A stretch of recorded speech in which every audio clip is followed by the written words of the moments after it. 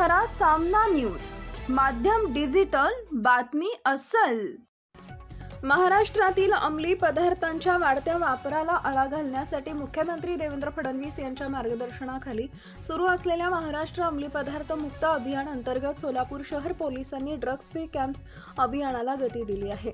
शाळा महाविद्यालयांच्या परिसरात अंमली पदार्थांची विक्री व सेवन रोखून विद्यार्थ्यांना सुरक्षित आणि सकारात्मक वातावरण मिळावे यासाठी सोमवारी नियोजन भवन इथं विशेष जनजागृती कार्यक्रम घेण्यात आला।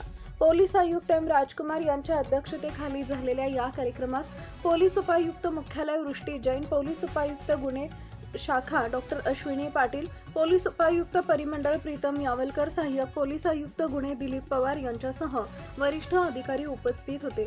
अंमली पदार्थांपासून विद्यार्थ्यांना दूर ठेवण्यासाठी शाळा महाविद्यालयांनी अधिक सतर्क राहावे तसेच अंमली पदार्थांची विक्री व प्रसार रोखण्यासाठी पोलिसांशी समन्वय साधावा असं आवाहन यावेळी करण्यात आले।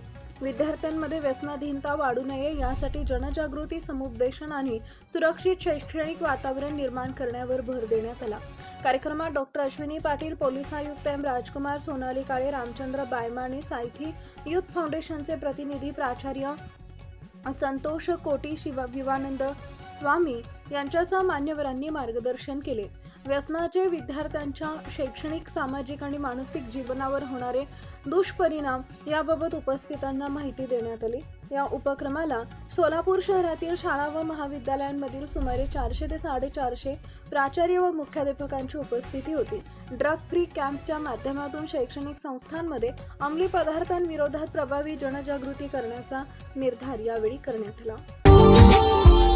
Subscribe now and press the bell icon. Never miss an update.